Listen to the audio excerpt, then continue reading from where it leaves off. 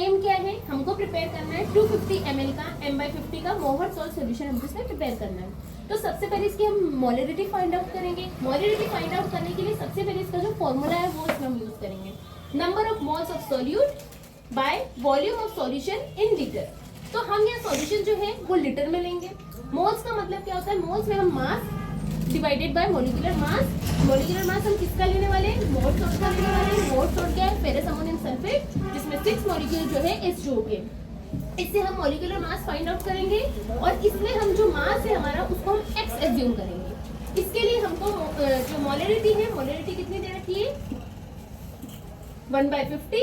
इसमें मोल्स है, मोल्स का फॉर्मूला क्या है, मास अपॉन मोलिकुलर मास। तो मास हमने इसमें लिया है x, molecular mass ferrous ammonium sulphate का इसके प्रीवियस वीडियो में हमने इसमें फाइंड आउट किया था, तो वो कितना था 392 था। अब हमको वॉल्यूम ऑफ लीटर यानी हम कितने लीटर में हम इसको पूरे सॉल्यूशन को मोहर सॉल्ट को बनाना चाहते हैं। इफ हम 250 ml का बनाना चाहते हैं, अगर हमारे पास 250 ml का वॉल्यूमेट्रिक फ्लास्क का हम उसमें लेंगे, उसके अकॉर्डिंग अगर हम बनाना चाहते हैं तो हम यहाँ 250 लेंगे।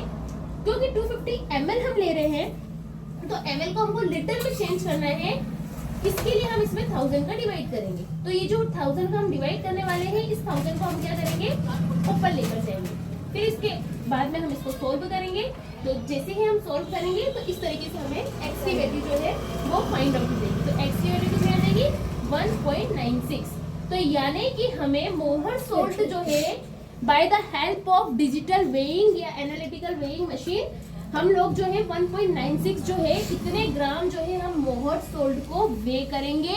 किसके लिए, टाइट्रेशन के लिए। अभी हमने देखा ना इसके पहले कि हमने मोलरिटी फाइंड आउट की थी कि हमको मोहर सोल्ट कितना वे करना है। अब हम इसकी कैलकुलेशन देखेंगे। तो देखेंगे आप चाहो तो इसको M1V1 लिखो, M2V2, या फिर आप इसमें डायरेक्टली ऐसा भी लिख सकते हो कि MV जो है केमिकल यानी कि जो मोलरिटी है और जो वॉल्यूम है वो पोटेशियम परमैंगनेट का, और मोलरिटी और जो वॉल्यूम है वो मोहर सोल्ट का।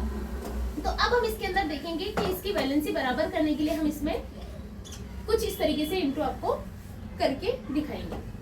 अब आप देखोगे कि हमारे पास जो है यहाँ पर मोलरिटी और वॉल्यूम दोनों का है। तो मोलरिटी ऑफ KMnO4 ये तो अननोन सॉल्यूशन है, इसकी मोलरिटी तो हमको फाइंड आउट करनी है। दैट्स व्हाई जो वॉल्यूम ऑफ KMnO4 है वो हम उसको इसके अपॉन में लेके जाएंगे। तो मोलरिटी मोहर सोल्ट की और वॉल्यूम मोहर सोल्ट का, ये 5 इंटू में है, इधर आकर अपॉन में चला जाएगा। ये वॉल्यूम इधर इंटू में है, इधर जाकर जो है हमारे KMnO4, ठीक है 1/5।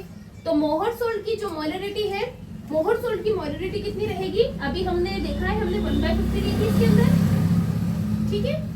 वॉल्यूम हमने कितना लिया था 250 ml का हमने इसमें बनाया था इसको, और वॉल्यूम जो है KMnO4 का वो इसमें कितना रहेगा, इसमें वॉल्यूम जो है KMnO4 का, इसके पहले जब हमने टाइट्रेशन किया था तो टाइट्रेशन में हमने रीडिंग निकाली थी ऑब्जर्वेशन टेबल के थ्रू। तो उसमें आपने देखा था कि जो हमारी टाइटर वैल्यू आई थी वो इसमें हम यहाँ पर लिखेंगे। तो हमारी टाइटर वैल्यू कितनी आई थी 6.7। जब हम इसको पूरा अच्छे से सॉल्व करेंगे तो हमारे पास मोलरिटी KMnO4 की कितनी आ जाएगी 0.14। तो अब हम स्ट्रेंथ ऑफ KMnO4 यानी पोटेशियम परमैंगनेट की स्ट्रेंथ फाइंड करेंगे। उसके लिए हमारे पास जो मोलिकुलर जो मोलरिटी हमने निकाली थी KMnO4 यानी कि जो पोटेशियम परमैंगनेट की मोलरिटी हमने फाइंड आउट की थी 0.14, और जो मोलिकुलर मास है वो किसका मोलिकुलर मास KMnO4 का, तो कितना आया है 158। इन दोनों को अब हम सोल्व करेंगे। एक बात हमेशा हम ध्यान रखेंगे